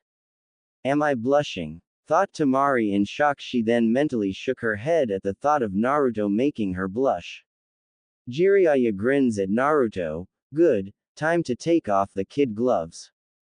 Your training starts now, and trust me, you'll hate me by the end of the day, said Jiraiya. Naruto grins at the white-haired man. Just try me, pervy sage. I ain't scared, exclaimed Naruto, pointing his finger at Jiraiya. Jiraiya's eyebrow twitches at Naruto's nickname for him. Okay, if this brat wants to taken seriously, he'll need some manners, thought Jiraiya. His eyes then turns towards Temari. Maybe with her here he'll get smarter, thought Jiraiya. He then digs into his sleeves and takes out a blank scroll. The two blonde children watch as a cloud envelopes the scroll. As the cloud vanishes, they four black warmers, black beads necklace, a black rope which resembles the belt worn by the Sound 4.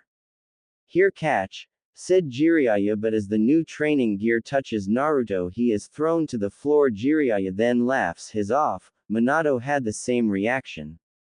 Ahaha, each of their weight is about 50 pounds.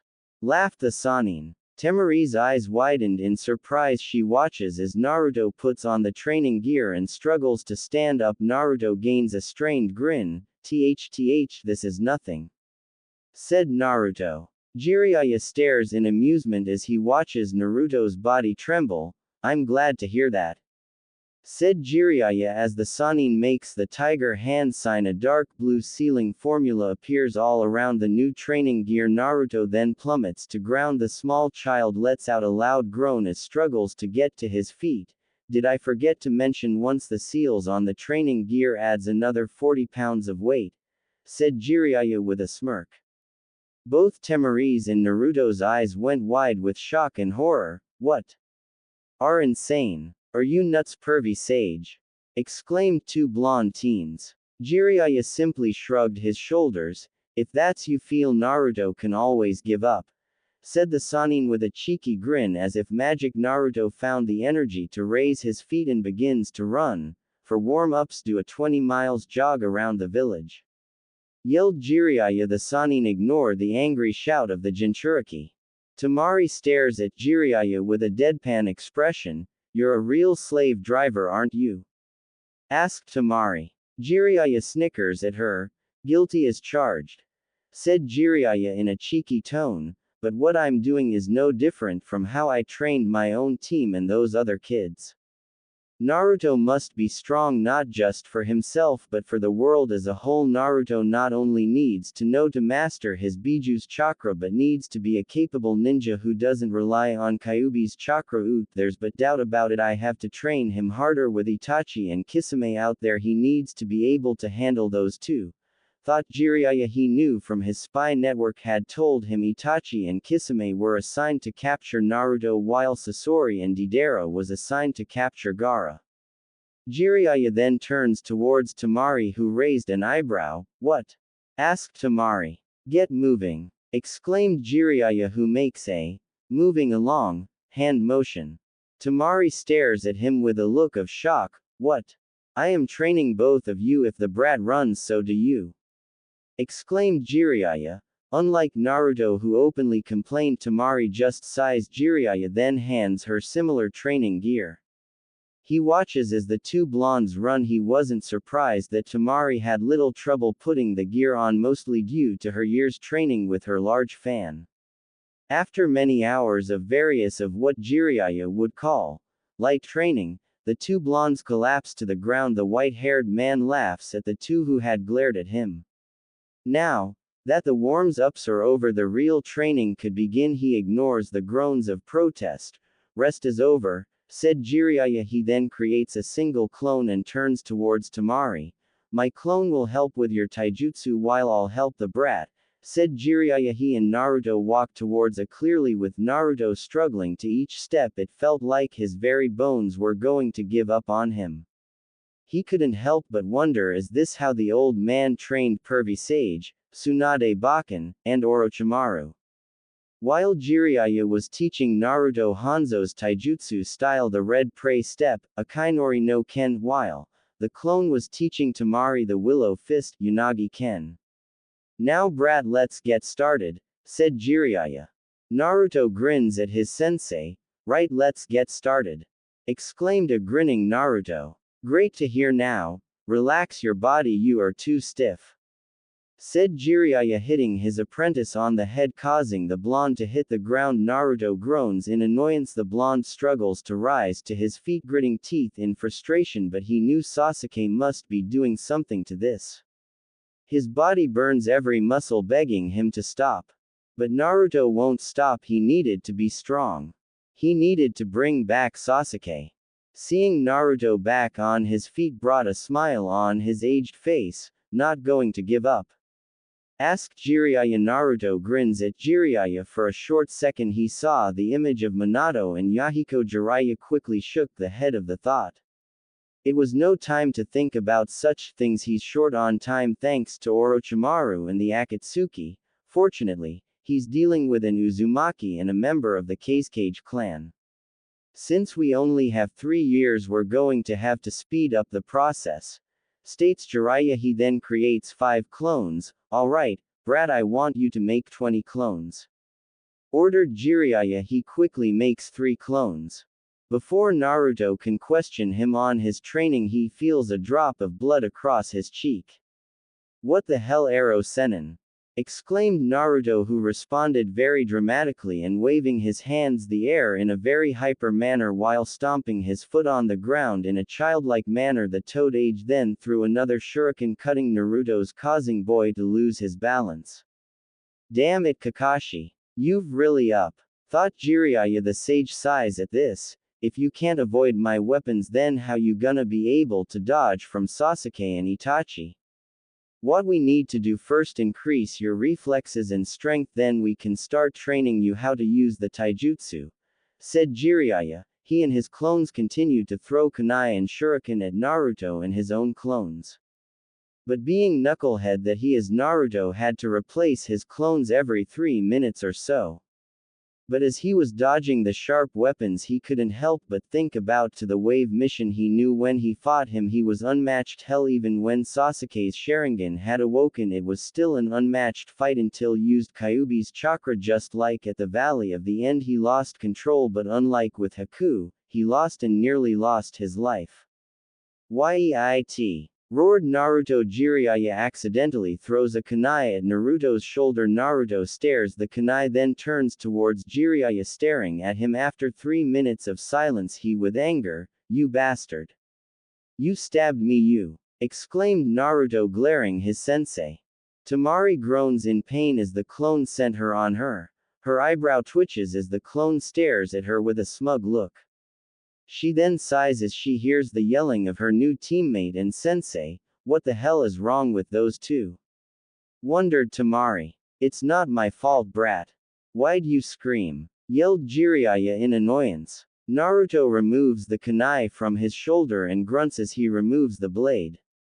He then tosses the bloody kunai that drops it to the floor. He then turns towards Jiraiya with a confused expression. I just remember something, exclaimed Naruto. He then pointed at Jiraiya, causing the man to raise an eyebrow at his apprentice. You said Temari joining us was a political mission. Yelled Naruto. Took the brat long enough to realize it. Thought Jiraiya. He then gains a serious look. This was made by Tsunade and the Council of Sunagaku. This mission was made to show both villages still had strong ties with each other. Orochimaru had really screwed Konoha and Suna over with this war. Both were hit hard because of the war. Both villages are on the edge, but with your friendship with Gaara does make things easier, but only by a little bit, said Jiraiya. Naruto's eyes widen. Wait, then that means both villages don't are still at odds. Exclaimed Naruto. He remembers when Gaara had seen him in the hospital. All nurses and doctors had glared at him and his siblings. The look they sent them was the same when the older generation would glare at him. It was the same look they would give me, thought Naruto. We need to build our trust with each other. That is the reason why Temari is here. This is also considered a B-rank mission. I not only have to train her, but we can't allow anything to happen to her. She is from the Kazekage clan, said Jiraiya. Naruto gulped very loudly. He knew if something were to happen to her, Gaara would kill him. Plus he found Baki's scary way scarier. Thank Anko. A cold shiver went down his spine at the thought of the purple-haired woman. Jiraiya snickers at Naruto's scared face. Must be thinking of Baki. Well, he is strong and capable, Junin, thought Jiraiya. He then gains a sly grin. Then you'll just have to protect her, said Jiraiya. Yeah, I'll protect Temari no matter what, exclaimed Naruto as he slowly realizes what he said. His tan skin then turns a deep crimson color. I didn't it mean it like that, said an embarrassed Naruto. Sure you didn't, said Jiraiya, winking at Naruto, who turns head to the side in embarrassment. But he didn't mean it like that. He didn't like Temari. That he likes his pinknet teammate, not the Sand Kunoichi, but he does have a little crush on Koyuki. But his heart belonged to Sakura, and maybe when he comes back he'll take her on a date. Alright, lover boy, let's get back to training, mocked Jiraiya before Naruto could even yell at his sensei. Jiraiya throws a shuriken. A cloud of smoke covers the small weapon. As the smoke vanishes, a large shuriken is thrown at him, making Naruto open his eyes in shock. He leans back a little too far. He then cursed as he lost his footing. With a loud thud, Naruto lands on his. He then groans at the soreness he felt. What you doing? I didn't say you can rest, yelled Jiraiya. Screw you, perv, roared Naruto in annoyance. His back and hurt. Of course, the Toad Sage didn't allow Naruto to simply lay on the floor. He continued their training with him throwing a kunai at the fallen Uzumaki. For the fur of the day, Jiraiya had spent the day training Temari and Naruto in taijutsu. They didn't return back to their room until 9. Once they return, an exhausted Temari makes it to the couch and crashes. The only thing coming from the blonde teenager is her soft breathing. As for Naruto, he had crashed to the floor, not even caring about a blanket or pillow. Jiraiya gives him a few love taps. Naruto just growls at Jiraiya, not wanting to deal with the man, but the Toad Sage had other plans. He then drops a book on Naruto's face, who grunts in pain. Naruto lets out a low groan, ignoring the snickering coming from his sensei. He lazily removes the book from his face. As he flips the book to the cover, he stares at the title, Poisons of a Shinobi by Hanzo. For the rest of the night you will be tasked with reading the first chapter, ordered Jiraiya. Naruto's blue eyes stare into Jiraiya's with shock and horror. What? Yelped Naruto. He rubs the back of his head as Temari had thrown one of the weights at him. He turns and sees her tired teal yet angry eyes glaring at him. He shivers in fear. Shut up, growled Temari. Yes, ma'am, said Naruto in low tone. Seeing her threat had gotten across with her fellow blonde, she quickly goes back to sleep. Jiraiya smirks at Naruto and walks towards his room, leaving the child to his own devices. Naruto quickly glances at the slumbering Temari. He then released a gulp. Temari is definitely scarier than Sakura-chan. It's best not to make her mad or she'll hit me with that fan, thought Naruto. He then begins opening the book, starts reading. Still fixated on that teammate of yours, you truly are a fool, Naruto, said Kyuubi in an insulting tone. Naruto narrowed his eyes, not pleased to be hearing the fox's dark voice. What would you know? You dumb fox, thought Naruto. From the large cage that seems to be filled with nothing but darkness, the red eyes and canine jaws grins within the cage. I know far more than you, boy. My last container was far smarter than you. She had some talent, said Kyuubi. Naruto's eyes widened shock. WW what? Muttered Naruto. Oops, wasn't supposed to say that, said Kyuubi, his grin widened, taking joy at Naruto's confusion. Just because he's imprisoned doesn't mean he can't have fun. Naruto was lost for words. He always remembers people saying Kyuubi had attacked Konoha, but if what the fox is saying true, then someone had to break the seal for Kyuubi to be freed. WWH, who WW was she? Asked Naruto in a nervous and almost scared tone. Kyuubi lets out a few chuckles, sending shivers down his spine. Isn't it an obvious, boy? It's your mother, of course. Ahaha, how sad, she gave her life up, but you don't even know what the bitch looks like or her name. Laughed Kyuubi. Wait, what's her name? Asked Naruto, but Kyuubi never responds. After more attempts which had no results, Naruto looks down his hands in sadness, not even caring as his eyes cry in pain, frustration, and anger. He was sure Jiraiya knew who his mom was, but he was uncertain if the pervert would tell him. With his emotions at a high level, he stares down at the book. He sighs, knowing he won't be sleeping anytime soon. As he reads the book, he is plagued. What he said he had also kept reading till 2 and finally falls asleep. One would think after a tiring and taxing day they would peaceful dreams, but unfortunately, that's not the case with Naruto, whose dreams were filled with his first encounters with Zabuza, Orochimaru, and Itachi. 2 hours later, both Naruto and Temari are awakened by Jiraiya's loud voice. Temari groans in her sleep, muttering curses and swears at the kabuki-themed shinobi. Naruto simply lets out a loud groan.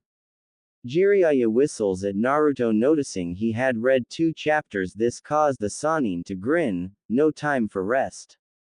Time to start today with morning training, yelled Jiraiya as he dragged the 2 half-asleep teens outside. He grins at their tired expression. It had reminded him of himself when he was a genin, back when he and Orochimaru were best friends. He then shakes himself from thinking about the past. It was no time thinking about that after all. He spent too much time thinking the what-ifs. If he truly wanted to honor those who have passed, then he must train the new generation and make sure they don't make the same mistakes. He then turns towards Temari. I hope you're ready for today's training. I'm sure you'll love it, exclaimed Jiraiya. Or hate you, muttered Temari. Jiraiya then throws a scroll at Temari, who catches it. She then gives him a questionable stare. He just smirks at her. She pours chakra into. She is left surprised as the scroll contains 2 small black iron fans. Each fan has an image of a golden moon. She then slowly looks up Jiraiya, who has a confident yet grin. A special gift from your council. If you look closer, there's something written, said Jiraiya. She struggles to raise the fans due to their height. As she takes a closer look, she sees something written on the blades. Is just like the wind, it flows freely like the summer leaf. She smiles at it. Baki sensei, said Temari in a soft tone. A smile appears on her face. Naruto's cheeks turn a light pink hue due to never hearing the female Suna Kunoichi speaking in a tone like that. Cute, thought Naruto as he stares at her smile.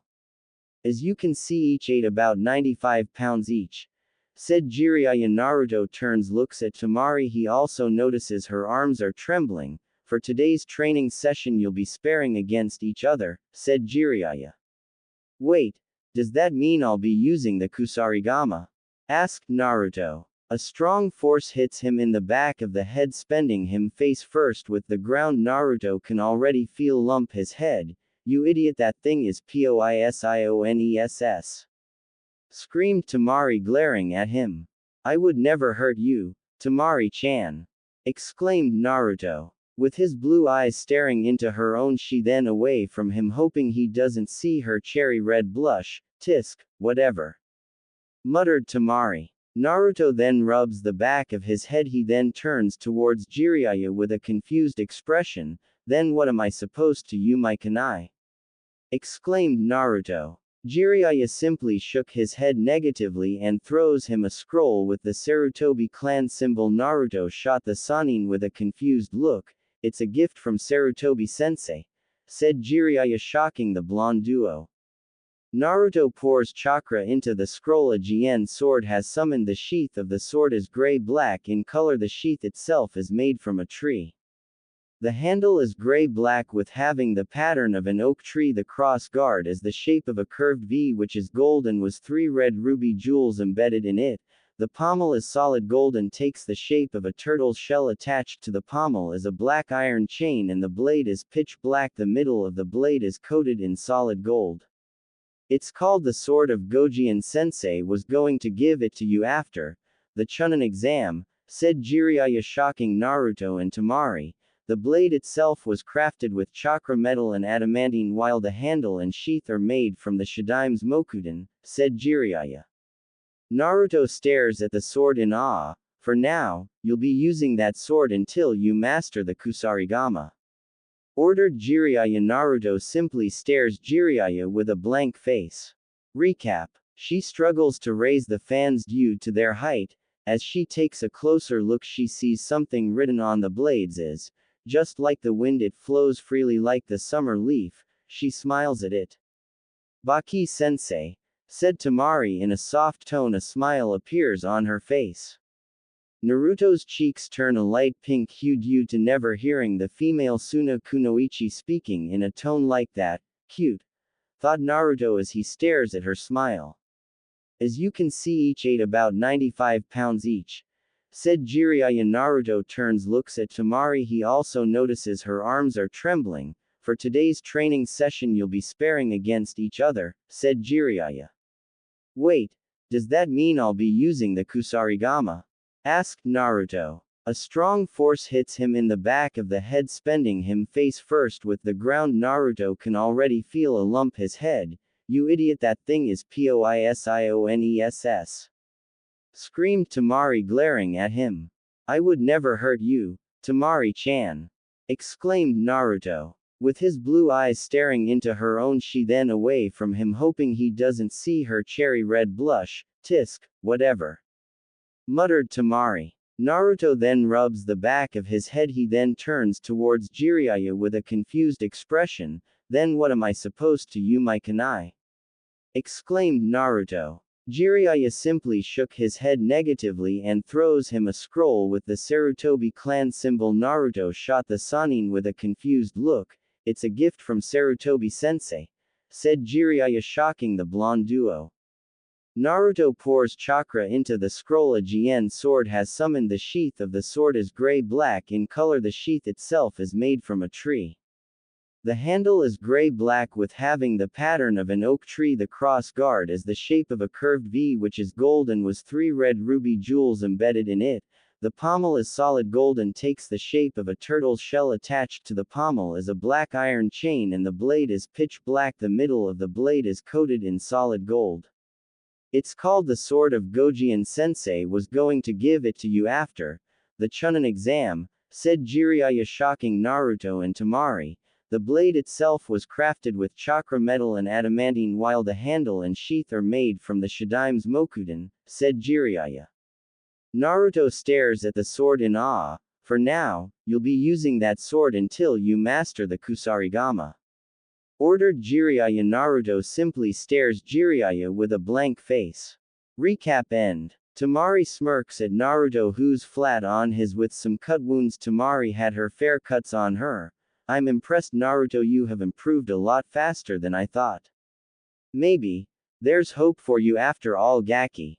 Grins Jiraiya with pride and amusement. He figured the blonde probably got his talent from his mother. Besides being the Jinchuriki of Kitsune no Kyuubi and a Fuinjutsu master, she was also a gifted Kenjutsu. Naruto grins at the white-haired man. Then hey, screw you, old geezer, exclaimed Naruto, glaring at the sage.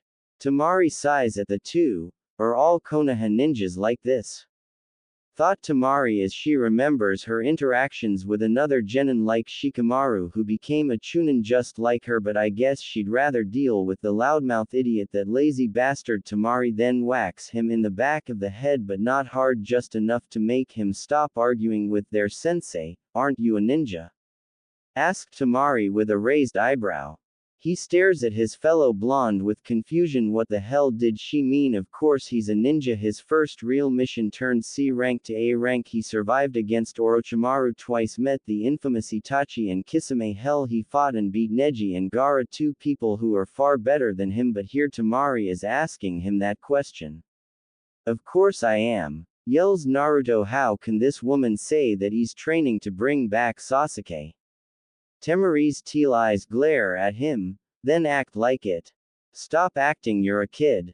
Yells a frustrated Temari. She just couldn't believe it. Here she is with Naruto Uzumaki, the boy who beat her brother, is being trained by Jiraiya and he's acting like a child.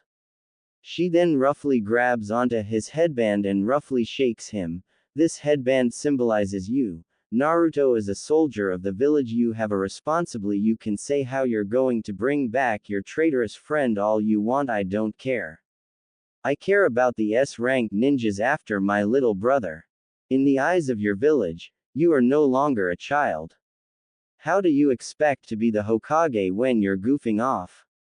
Exclaims Temari, losing her patience with Naruto. She had thought after everything that happened he would learn from it, but no, he's acting like how he did during the beginning of the Chunin exams. Someone like Itachi Uchiha is hunting Gaara and you. They're hunting you. As if you were some animal to be mounted. And Naruto, Itachi is stronger than Orochimaru. Growls Temari. She just couldn't take it. She couldn't take how idiotic naive Naruto is. Damn it, how can this kid be so naive? What kind of things are they teaching in Konoha?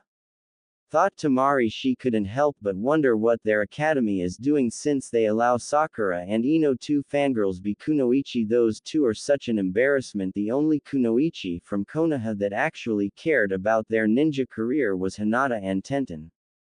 Naruto stares wide-eyed, never being told in such a manner. Sure, others have made it clear how much of an idiot he is. You think I can be the Hokage? Muttered Naruto in a solemn tone. Well, of course, I do. I saw how you fought my brother. You changed him. You brought my brother back, mutters Temari, shocking Naruto. He had no clue he changed his red-haired friend. He also didn't know what Temari thought of him. Naruto could only count a few people who believe he can be Hokage, but here he has someone as strong as Temari saying she believes him. He doesn't even think his own teammates believe him, but here someone who isn't from his village believes him and is scolding him. The young knucklehead ninja finds himself speechless. He bows his head in shame, catching Temari off guard. I'm sorry, apologize Naruto. Temari crosses her arms. This isn't the time for a pity party. We're being trained by one of the Sannin and he's the one who trained the Yondaime. I won't allow these people to hunt Gaara as if he was some wild beast that needed to be locked away, says Temari, gripping her fans tightly. So what are you going to do? Sit around goofing off while these people hunt others like you and my brother? Asked Temari in a serious tone. He shook his head negativity. No way, says Naruto. Temari then softly sighs. Then take this seriously. If not for me, then for my brother. You are his best friend after all, says Temari, shocking Naruto. He had no idea what Gaara had thought of him, but deep down he knew she was right. Being a ninja wasn't he thought it would be, and the wave mission was his wake-up call to reality, and the fact he has someone like Itachi after him doesn't sit well for him. He then begins remembering looking at Sasuke's older brother. His eyes held no emotion. It spooked him, especially without how brutal he took Sasuke out. Then there was Kisame. He hates to admit, but he actually had a nightmare about the shark man. Naruto then bows his head down. I'm sorry, I'm just scared, said Naruto. She then sighs at this, not sure what to do in this type of situation. She awkwardly pats him on the shoulder, not really sure what to do. After all, her family wasn't known for group hugs, so she just pats him on the shoulder. After all, physical contact was still a foreign concept to the blondes. But as Blue and Teal meet, Naruto, not being one to ever think simple, blurted out the first thing that came to his ramen brain: beautiful eyes. Blurted Naruto. Jiraiya then laughs at the two, who had an equal crimson blush. Naruto not sure what to do. Sure, he always called Sakura cute, he even thinks Koyuki is beautiful, but there's something about Temari. She's talented, she's very smart, and she's very mature for her age. There was also this exotic aura about her, maybe because she was from a whole other village and she was the strongest kunoichi in the Chunin exam. So Naruto does what many others have done: avoided contact and stare at their feet while having a mental debate. Temari's cheeks turn red. Stop trying to change the subject. Thank you, says Temari, but she said the last part to herself. Jiraiya then laughs loudly, ruining the moment. After all, seeing their teen drama was funny. Temari's blush and then replaced with annoyance. She swung at her sensei, mailing him in the face. They watch as he bounces off the ground, causing Naruto to have a sweat drop. And you act your age, snarled Temari in annoyance. This pervert was her sensei and somehow trained a cage. She wondered why all Konoha ninjas live so lay back. Jiraiya dusts himself off and grins. Okay, enough of your lover's spat joke, Jiraiya. The man enjoyed watching the two blondes turn a deep red. He couldn't help but chuckle, just like Kushina Minato. Thought Jiraiya Naruto might be a hidden gem, but he was definitely his mother's son. His personality was so much like hers, it was scary. We are not lovers, yelled the two. Naruto was really just thinking of summoning Gamabuta just to flatten the smirk off of Jiraiya's old wrinkling face. They both calmed down, seeing the serious expression on his face. Naruto, she's right, this is the real world, but this isn't the time for this. In 2 weeks we'll be going on our first A-rank mission, said Jiraiya, shocking the two. Our mission is to infiltrate one of Orochimaru's labs. This warehouse has many records of various things, from his time as a shinobi of the Leaf, to a root agent of Danzo, and to his time with the Akatsuki, says Jiraiya. Just as Naruto was about to ask about Sasuke, Jiraiya held his hand up, stopping him from speaking. No intel, says the one at this hideout is a Kekkei Genkai woman named Guren. She's one of his stop. Junin, leave her to me. You two will head to the below level where the documents are kept. You two will be facing Junin and Chunin, you understand? Asked Jiraiya. Temari nods her head. We'll be on our own, says Temari. Yes, this woman was once an ideal body, so he kept her because her usefulness, says Jiraiya. You think she might know where Orochimaru is? Asked Naruto. It's a possibility. Tsunade, trust us to complete this mission. Are you two ready? Asked Jiraiya. They nod their heads. Good, we don't have much time, but with clones anything is possible, says the man. For the next 2 weeks Jiraiya had increased their training. Naruto can now properly use the chain sickle with the help of Temari. She had taught him a few wind jutsu. Jiraiya had also taught him a few toad, earth, and water ninjutsu. The three stood at the secret entrance of the warehouse. You two know, remember your part, right? Asked Jiraiya. Put this question was more directed at Naruto. Naruto nods his head. Yeah, I remember. We gotta find the documents when you deal with the crystal lady, says Naruto. Jiraiya nods his head with a smile. From here on you two are on your own. Bed careful you two and watch each other's back, said Jiraiya. The two nods their head in agreement. Right, you count on me, I'll protect Temari, says Naruto, not even noticing Temari's rose-red cheeks. Yeah, what Naruto said, we won't fail you Jiraiya-sama, said Temari. The road sage grins at this, he then body flickers away. She then turns to Naruto. You ready? Asked Temari. Naruto's response was a cloud of smoke. Naruto now stood with his kusarigama. She smirked at him, at which he flashes her with his fox-like grin. They then enter, and of course with Naruto's luck it is never easy. Standing in front of them are 4 men. Ah shit, groaned Naruto. The four men charged at them. Temari unleashes powerful wind blades with her two iron fans. Each men are then flung back, hitting the wall. You could even hear the sound of bones breaking as their bodies hit the wall. Naruto released an audible gulp.